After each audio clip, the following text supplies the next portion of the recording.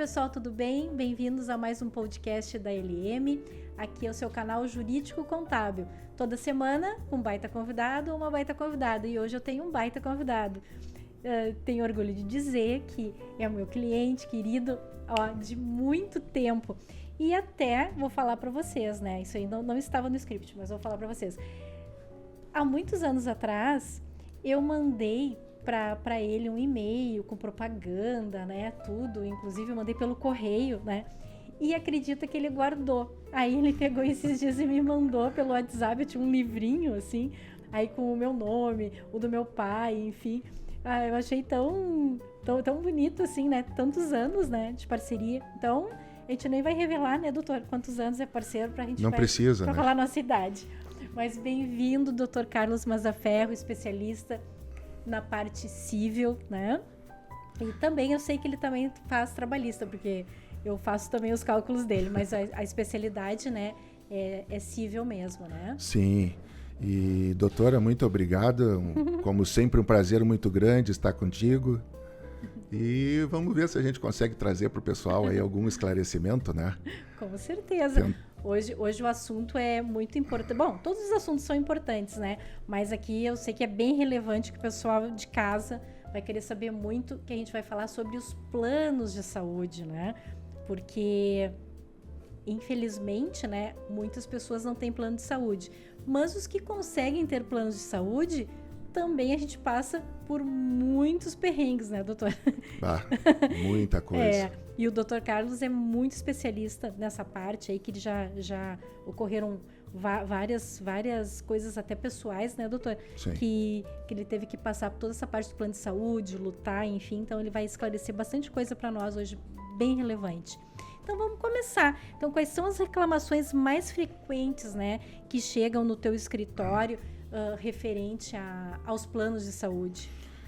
Doutor, assim, olha, tem sido cada vez mais frequentes, né? Infelizmente. Uhum. A gente nota que os planos também têm uma análise muito acurada ali de custo-benefício das negativas. Eles sabem, assim, por exemplo, se negar 10, 20, a cada 10, 3 vão reclamar judicialmente, uma coisa assim.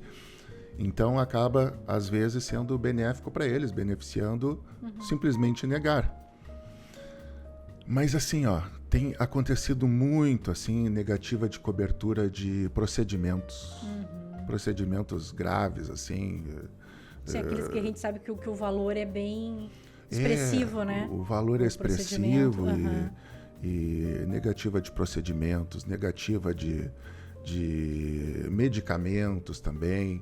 Porque tem medicamentos de alto valor que as pessoas não têm condições, e quando tem plano, muitas vezes o plano ele vai ser obrigado a... Eu digo muitas vezes porque não é sempre, né? Claro. A gente também tem tido negativas frequentes de atendimento home care, né? Que chama da hospitalização em casa. Certo. Que se usa muito para crianças logo depois que saem da UTI, né, ao Natal, né, às vezes precisam continuar com oxigênio e outras terapias, outras coisas. Idosos, às vezes, também, né? Tem idosos que estão no hospital e praticamente não têm condição de voltar para casa sem aparelho, sem... Então, isso aí, comumente, tem sido negado, infelizmente, e a pessoa, por consequência, ou vai aceitar quando pode aceitar, né? Porque no caso de um aparelho, de um oxigênio, não tem como não aceitar, vai ter que correr atrás. E acaba, como consequência, tendo que procurar um advogado para ingressar, né, com o procedimento. Não, isso foi bem interessante que tu falou, porque na parte da aceitação, né? Aceitação porque as pessoas, elas não sabem dos seus direitos, né? Porque quando a gente contrata lá um plano de saúde, tem um monte de páginas, né? Hoje em dia digital, que no fim, letras miudinhas, acaba tu não lendo tudo, tu assina, mas às vezes a gente não sabe qual é o direito, né? Até onde a gente pode ir, né?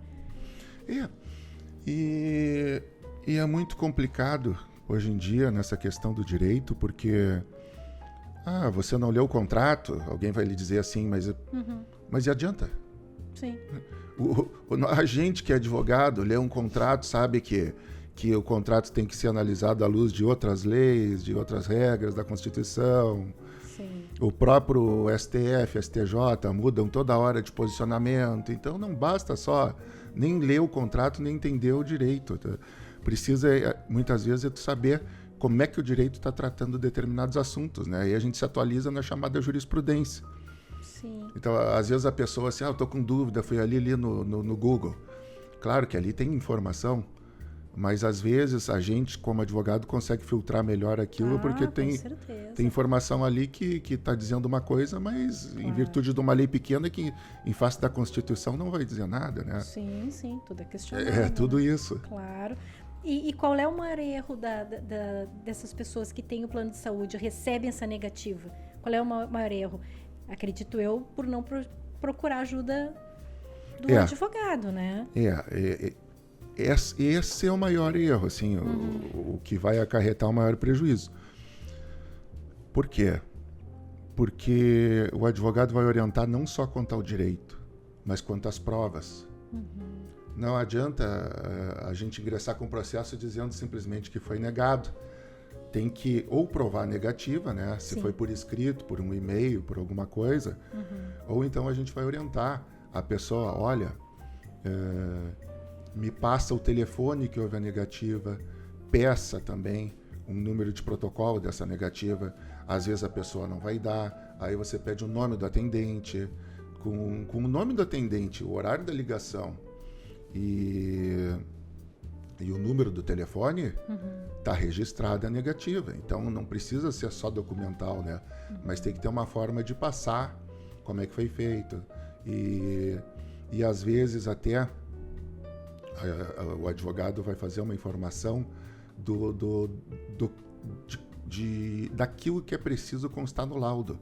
Não que a gente vá dizer de jeito nenhum o que o médico tem que escrever, porque o laudo é técnico. Sim. Mas, assim, os requisitos para a concessão de um direito, de um medicamento, o que deve constar naquele laudo. Então, é realmente aquilo que a senhora falou, não procurar o advogado. E o que acontece? O plano de saúde negou, vamos supor, um procedimento, tá? E esse procedimento, ele tá até com risco de vida se ele não fizer esse procedimento, mas foi negado. Aí ele procurou advogado, né? Vai entrar com uma liminar, né? Urgência, enfim. O judiciário, ele tem esse cuidado com esse cliente, vamos supor que ele está correndo, né? Risco de vida para ser julgado aquilo ou deferido de uma forma rápida? Sim. Sim? O judiciário tem toda a condição, toda a possibilidade, todo o poder para determinar com urgência uma medida. E tem casos que chegam mesmo do paciente já em mesa de cirurgia, às vezes. Sim. O judiciário pode dar uma liminar com urgência. A intimação pode ser feita até por e-mail eletrônico, então acaba sendo rápido. Sim. E a gente chama no direito inaudita altera par, sem oitiva da parte contrária. Se consegue uma liminar, mesmo antes de chamar o plano de saúde para o processo para responder. Se consegue. É possível, sim, essa velocidade. Ter esse êxito. E tu tem algum caso, assim, que tu possa falar, claro, sem citar nomes, sobre esse ganho aí com o plano de saúde, sobre home care, ou sobre remédios, ou sobre procedimentos? Sim. Sobre home care tem até o meu caso mesmo, né, que a gente referiu. O meu filhinho estava no hospital, ele passou 104 dias na CTI, né? E a gente teve que ajuizar uma ação de home care, porque quando ele foi na CTI do neonatal, né? Quando ele foi para casa, ele estava muito mal, precisava de muita coisa, oxigênio. Sim, cuidados hospitalares. Então foi ajuizada a ação. Como ele estava no hospital, a liminar não foi tão rápida assim como quem está para necessitando de uma cirurgia sob risco de vida. Certo. Mas esse caso, tem casos de, por exemplo, pacientes com câncer para quimioterapia. Então, no início me impressionava muito coisa que eu lembro de valores de 10 anos atrás, um comprimido que era para uma quimioterapia custava 28 mil, um comprimido. E, meu Deus, é muito dinheiro, né? Não tem como. Sim, e não é um, né, que tem que tomar, né? Não. Não é um. A caixinha vinha um porque era um a cada... Eu não me lembro o período agora, esse caso que é antigo, né? E tem várias...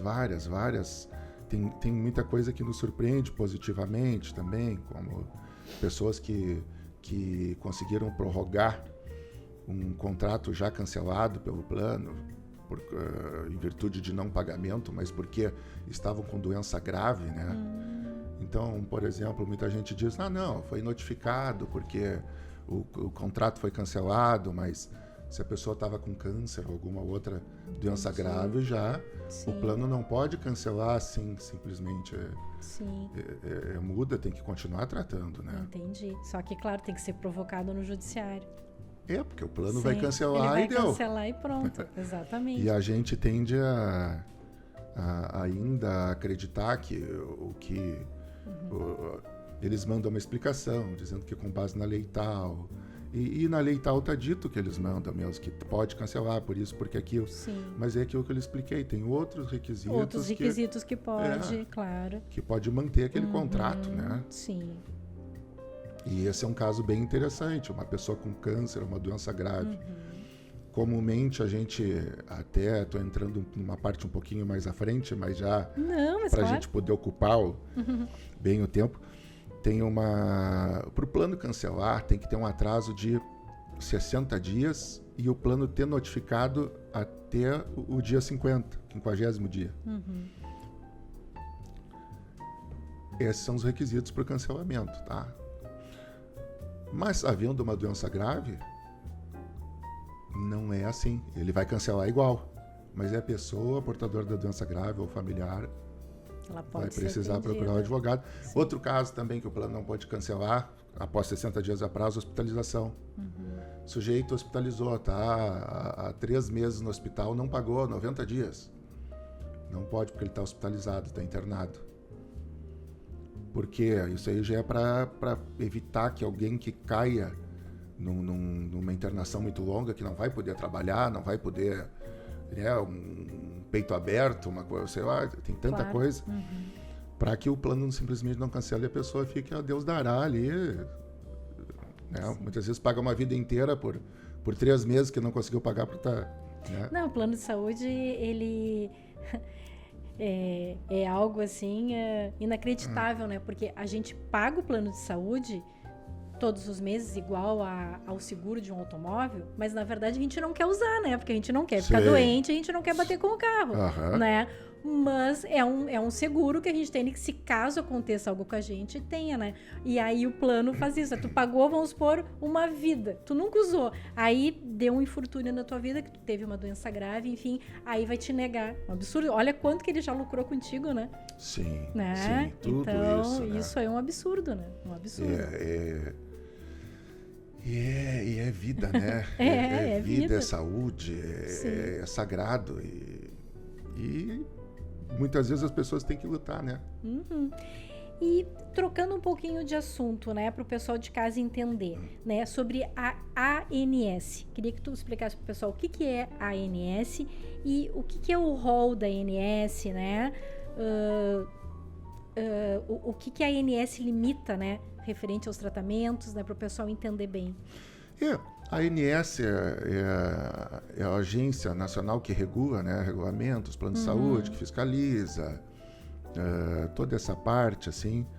E o rol da ANS ficou muito famoso, se eu não me engano, foi em 2022, tá? Que teve uma decisão do STJ, Superior Tribunal de Justiça, determinando que o rol da ANS era taxativo. O que quer dizer? O que significa isso, né? O rol E era uma lista, vamos dizer, de coberturas que o plano teria que obrigatoriamente cobrir. E a discussão era se é só aquilo, se ela é taxativa, no caso, se são só aquilo, o que está dentro daquela lista que o plano precisa cobrir, ou tem alguma coisa a mais. Aí o STJ entrou e disse, não, é só aquilo. Muita coisa fica de fora. Sim. E então, em resposta a isso, o Congresso fez uma lei, né? Foi votada, entrou uma nova lei que colocou exceções nesse rol. Então, se o seu medicamento não consta naquele rol, ele vai poder, mesmo assim, ser uma obrigação do plano de saúde. Até hoje, muitas vezes, a explicação do plano de saúde por uma negativa, não consta no rol. Ainda é né, um atraso de interpretação de direito, mas cada um puxa a sardinha para o seu lado. Claro. E a pessoa pode fazer o uso ou reivindicar do plano um medicamento ou um tratamento que não conste naquele rol, né, sob algumas... e se existem alguns requisitos. Quais são os requisitos? Bom, indicação médica, né? Eficácia do tratamento. Como assim eficácia? Vamos explicar melhor. Dá para se dizer, embora não seja tecnicamente perfeito, 100%, que a eficácia do tratamento, ele estando registrado na Anvisa, já é um indício grande, quase 100% de comprovação dessa eficácia. E que também não tenha um substituto para esse medicamento, né? Aí entra aquela história do advogado indicar o que precisa constar no laudo. O médico tem que descrever a necessidade, que ele funciona para aquilo, que é a eficácia do medicamento, e que não tem um outro constante no rol que substitua aquele medicamento. Sim, que tá. Então o rol é isso. Tem uma discussão gigante sobre o rol do ANS, mas aí agora já é certo que muita coisa se consegue, tem uma lei para isso, tem jurisprudências, então... Eu puxei essa parte da ANS para o pessoal de casa entender, porque agora eu vou falar um pouquinho sobre os valores que a gente paga, né? Sobre os juros abusivos, Sim. né? Sobre quando as pessoas mudam, né? Fazem 60 anos, 70 anos, 80 anos, que modifica, né? Inclusive a gente tem ações, né? Sim. Sobre isso. E aí, o que acontece? Sempre o plano de saúde fala sobre a ANS, sobre os reajustes, enfim, e tem toda aquela discussão. Então, eu queria que tu falasse um pouquinho dessa parte, sobre os reajustes abusivos e também quando troca, né? Sobre a faixa, né? A faixa etária, né? Reajustes abusivos. A primeira dica é a seguinte: procure o advogado, né?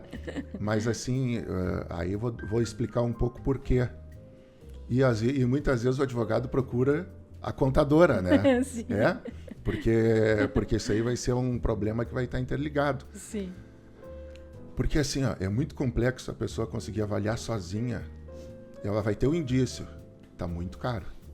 Bom, tá muito caro, mas aí até qual é o percentual que o plano pode aumentar, né, aquele plano de saúde ali, a mensalidade. É assim, o plano individual ou familiar, a ANS, essa agência reguladora aí que cuida, né, de tudo isso, eles vão dar um índice máximo de reajuste anual. Então, eles teriam que, dentro dos planos individuais e familiares, respeitar esse índice. Mas aí tem outro caso também. Tem mais, muitas vezes não, né? Não é respeitado. Ultrapassou o índice máximo, aí é aquele caso, né, doutora, que a contadora ali vai fazer os cálculos, vai ver, vai fazer um laudo ali e a pessoa... E é um absurdo, né? A diferença que a gente acha depois pro ressarcimento, né?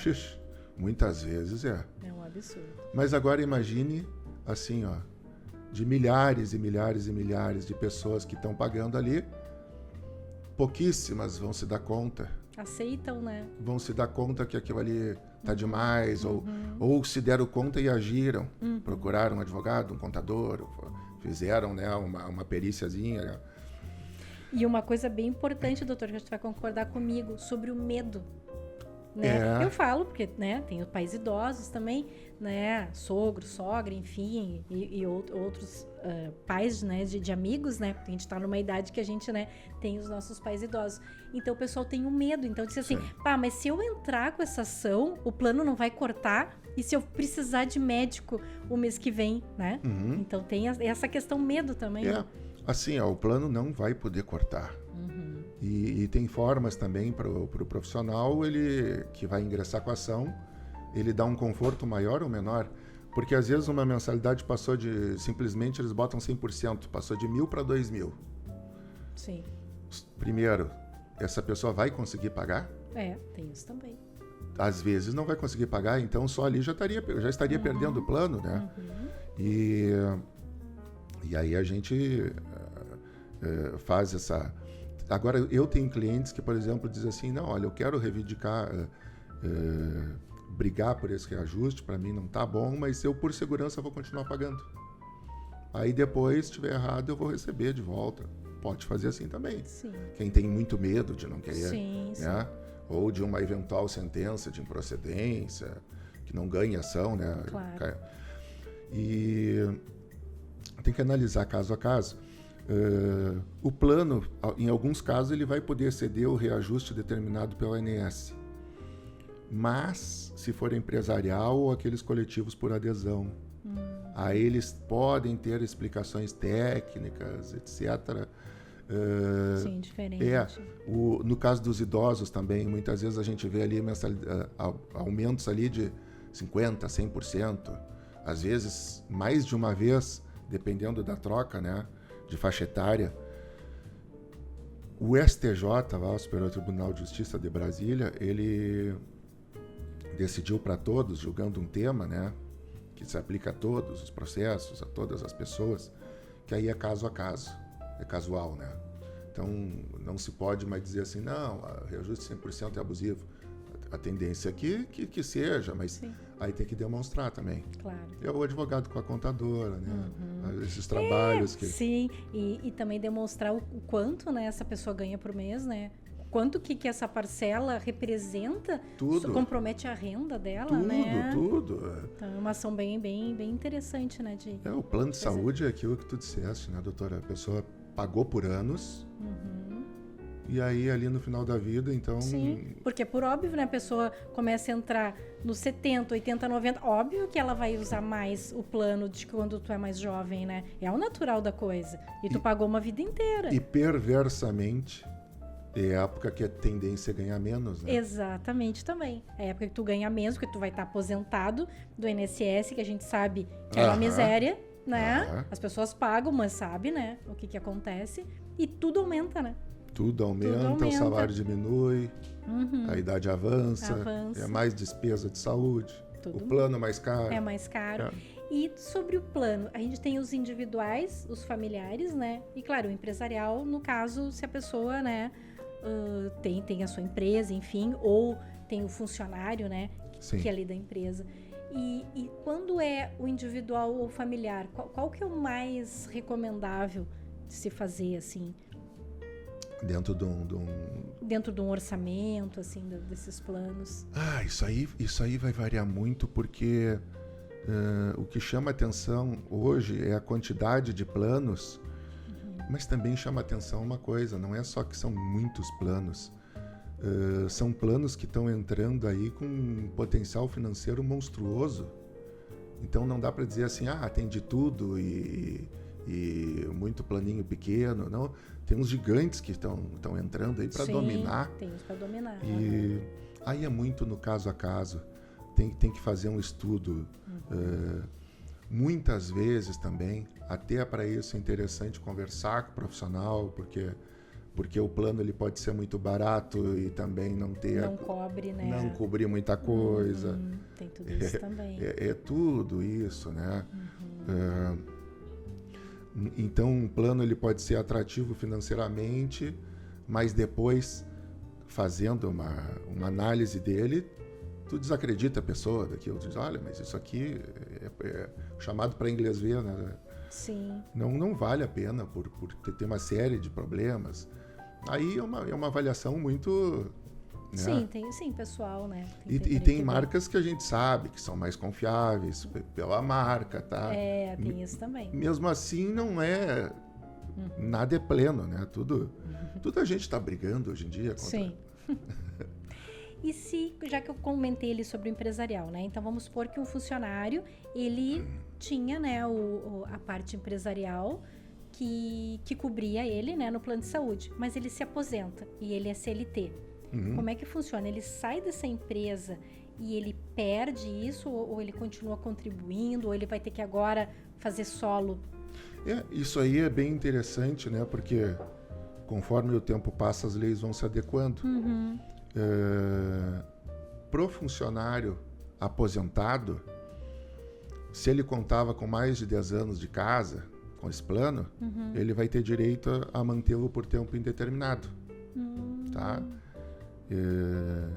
Geralmente está em fazer a aceitação até 30 dias depois da notificação.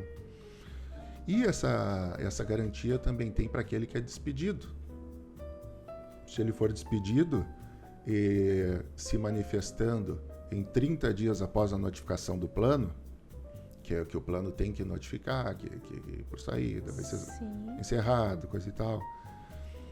E é bom ele sempre fazer isso por escrito, né? Sim. Porque depois ele, se tiver que provar, sim. Mas ele vai poder manter aquele que for despedido por 6 meses a 24. 6 a 24 meses. Ainda mais manter aquele plano. Claro, depois ele vai ter que fazer um para ele. Mas não só o aposentado. O despedido também pode ainda contar com plano por mais algum tempo. Interessante. Até para ele, né, se organizar, né? É um tempinho bom. Sim. 6 a 24 meses. Sim, a pessoa é demitida, já tem que arrumar outro emprego. Ainda fiquei completamente abandonado, né? Pois é. Exato. Fica bem complicado. Bom, pessoal, antes da gente ir para o próximo bloco, ia pedir para vocês, né, se inscrever no nosso canal, como sempre, compartilhar com seus amigos, dar um like no vídeo. E agora, nesse próximo bloco, então, que vocês viram, a gente já falou sobre os planos abusivos, né, doutor? Sobre o que é a ANS, qual é os problemas, né, quando o cliente, né, não consegue o medicamento, aquele procedimento que a gente sabe que é caro, né, o remédio, enfim, até uma internação, né, tratamento sobre o câncer, né, que você sempre tem que procurar o advogado. Isso aí não tem como. Exato. Procura o advogado, não aceite, né? Quando você troca de faixa etária, né? Quando tem os reajustes, né, que nem a gente falou. Então, é sempre importante procurar o advogado vai fazer a parceria com o seu perito contábil para a gente ver tudo isso que está acontecendo, né? Então, a gente agora vai trazer uma parte meia prática, né? Então, o doutor vai falar um pouquinho sobre os êxitos dele, sobre clientes, né? Sobre para o pessoal de casa ficar tranquilo que funciona realmente entrar com uma ação, né? O quanto é importante, né? Porque a gente paga o plano de saúde uma vida, que nem a gente estava comentando, e lá pelos 70, 80, 90 anos que a gente vai realmente precisar e vai estar pagando mais, né? E muitas vezes esse plano de saúde nos negando esse atendimento que a gente teria que ter, né? Doutora. Olha, é gratificante trabalhar nessa área. Eu gosto, né? Por causa dos resultados, realmente, assim. Lógico que um advogado ele não pode prometer resultado, mas, assim, graças a Deus, têm sido muito bons. E gratifica mais ainda quando são criancinhas, né? Muitas vezes aquelas que estão trancadas ali no hospital, não pode voltar para casa, cheia de comorbidades, então se consegue, pessoas com doenças graves, quimioterapias, né? Porque eles fazem também uma divisão de medicamento hospitalar, medicamento que são os medicamentos que são aplicados no hospital, mas só que muitas vezes uma quimioterapia não é só para ser aplicada no hospital, então se entra para conseguir aquela quimioterapia de comprimido que a gente citou, né? E aquela pessoa consegue também. É tudo muito, muito gratificante, assim, graças a Deus. Atendimento home care para idosos, né? A pessoa poder... a gente estava comentando muito sobre criança, né? Mas home care para idosos, claro. Porque a pessoa já é idosa, né? Ela quer um conforto do seu lar, né? Sim. Ficar com a família, né? Sim, porque é complicado, né? Sim.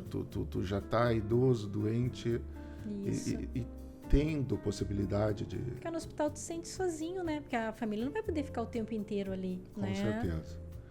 Tem uma questão também que às vezes a gente fica pensando assim, por que todos os casos não são deferidos? Ou tem algum padrão, né? Porque home care geralmente é indeferido pelo plano. Ele diz, não consta no rol do INSS, tá? Mas eu vejo que algumas vezes até para o plano seria uma mais vantagem financeira por causa do custo de uma CTI, frente a determinadas necessidades que não seriam tão absurdas de cobrir dentro de casa. Mas... E às vezes também, né, vamos supor, um idoso, ele até não está naquele ponto de ir por uma internação de hospital, mas ele tem que ter tanto cuidado que a família opta por ele ir para uma clínica de idosos, né? Mas, e por que ela faz isso? Porque lá no custo total e também no tempo até da família, ficaria mais fácil, até por causa do atendimento, né? Mas se tem um home care, é muito melhor ficar em casa, né? Bota um cuidador, né? Mas todo esse aparato, né? Camas hospitalares, né? E todo esse aparato realmente de medicamentos e tudo mais, né? Sim, que teria, sim, né? Com certeza. Para a família e para o próprio idoso seria melhor, né? Aí é aquele estudo de caso a caso, né? Sempre a família manter depois contato com o médico, depois das recomendações do advogado, ver se tudo vai se enquadrar naquele caso, né? Para tentar buscar, né? Lógico que eu penso como a senhora, vai ficar muito melhor em casa se houver a possibilidade, né? Sim. E para a gente fechar sobre o medicamento, né? Que tu comentasse sobre a parte oncológica, né? Do câncer, que tem os comprimidos, né? E até eu não sabia, eu achava que tinha a rádio, né? A quimio, mas eu não sabia que era também por comprimido. É muito demorado de conseguir, porque isso aí, se ele não tomar, né? Não costuma ser, porque o judiciário ele tem formas de poder coagir o plano, coagir, a gente chama de medidas, né? Claro. Mas assim, o judiciário forneça tal medicamento. Se o plano não fornecer, ele começa, sobe pena diária de R$500, e aí vai para 1.000, para 2, para 3, para 4. Então, a quimio tem que ser uma resposta rápida, né? Sim. E já aconteceu contigo de uma negativa, assim, ao contrário, de não conseguir o remédio, não só por quimioterapia, mas por alguma outra doença, injeções, que a gente sabe que tem os problemas graves de intestino, enfim, que as pessoas têm que tomar injeção, né? Já aconteceu alguma negativa, assim? Negativa do judiciário? Não recordo de negativa quanto à medicação, né? Mas aí a gente já faz um filtro, um filtro também com o cliente, né? Sim. Se está dentro dos requisitos, né? Porque o que muito ocorreu no início, teve muita discussão, eram os chamados medicamentos experimentais. Estão tratando lá nos Estados Unidos tal coisa com um medicamento que 2, 3 pessoas foram curadas. Isso aí deu muita discussão, E a gente sabe que tem todo aquele balacopaco do brasileiro, e aí o pessoal às vezes tenta registrar aqui na Anvisa, e a Anvisa fica dificultando. Então, esses casos aí, lá no início, que o pessoal entrava muito, a jurisprudência criou uma outra forma de fazer o pedido, né? Então, por exemplo, se no Brasil não está registrado na Anvisa, mas está numa outra equivalente, FDA, Estados Unidos, alguma... Sim. Pode ser obtido o medicamento assim também. Agora, se ele for só experimental, não estiver nenhum, Aí não. Aí não. Isso aí teve muito indeferimento lá atrás. Então muita gente pode dizer, mas eu sei de um monte de gente que não conseguiu. Claro, depende do... Aí que entra aquele caso de procurar alguém que entenda do assunto, claro, né? Não tem dúvida. E por que muitas pessoas não procuram ainda? O que o doutor atribui? Falta de conhecimento, de medo de entrar com uma ação, de medo de procurar um advogado? Porque tu mesmo está provando aqui para nós que entrou com uma ação, realmente está comprovado, né? Claro, tem que fazer todas as comprovações, né? Por óbvio, né? Que o paciente precisa, que é importante, que é caro, ele não consegue pagar, enfim. Por que as pessoas não procuram?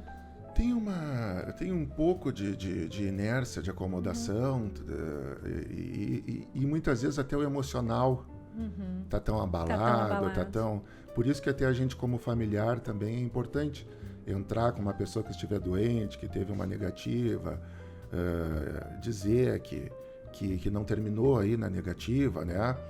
E muitas vezes pensam que vai ser um custo muito absurdo, mas, poxa, o custo de uma ação judicial frente a certos medicamentos e tratamentos... 28 mil reais, como tu falou. Cada um. Não é nada. Sim. Né? E... Então tem esse medo, tem uma questão, assim, às vezes das pessoas mais velhas de acreditar nas instituições e nas empresas ainda, que na época deles era um pouco mais sério do que hoje. Era mais correto. Hoje em dia tem esse negócio das interpretações também, que a empresa usa a interpretação mais favorável a ela e nega tudo dizendo que não está no rol, mas essa interpretação já é ultrapassada, né? Claro. Então é o caso de a pessoa aceita, né? Aceita simplesmente e não ingressa. Aceita as regras. E vira estatística também, negativa. E quanto mais idoso é a pessoa, eu acho que é aquela coisa que a gente falou, o medo, né? Tu fica com maior medo, acho que tu aceita mais as regras, a burocracia, né? Enfim, né? E aí tu não luta, né?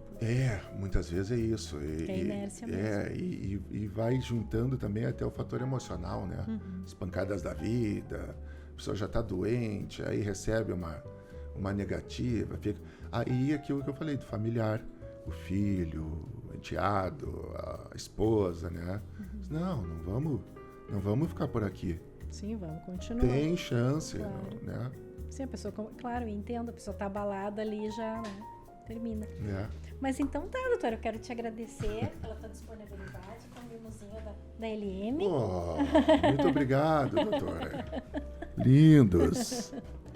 Aí eu queria que tu falasse pro pessoal de casa, mas alguma coisa, assim, sobre plano de saúde, alguma coisa que de repente a gente não tocou, que tu acha importante, e tu deixar teus contatos pro pessoal te encontrar aí pra já agendar nessa parte aí de plano de saúde. Bom, dizer pro pessoal aí que como tudo na vida, tem que ter fé, perseverança, tem que acreditar e ir atrás, ir à luta. Não termina o pedido de vocês no plano de saúde, se for negado, não termina aí, né? Procurem um profissional da área para ajudar. Desejo uma excelente manhã, tarde ou noite, conforme o horário que você esteja assistindo esse vídeo, né? E meus contatos são WhatsApp 51 993 668863, atuo na Avenida da Cavalhada, 2143, e estou aí à disposição para eventuais dúvidas e acolher quem vier a precisar. Agradeço muito o convite da doutora também para esse podcast, né? A gente já havia feito há muitos anos. E como sempre, uma grande parceria, a doutora Laranja, uma família abençoada, muita gente querida, trabalhadores. É sempre bom poder estar junto deles aqui. Obrigada, doutor, mais uma vez. Então tá, pessoal. Então, até o próximo podcast da Laranja Maranguelo. E não esqueça de dar um like, se inscrever no nosso canal e compartilhar esse vídeo. Até mais.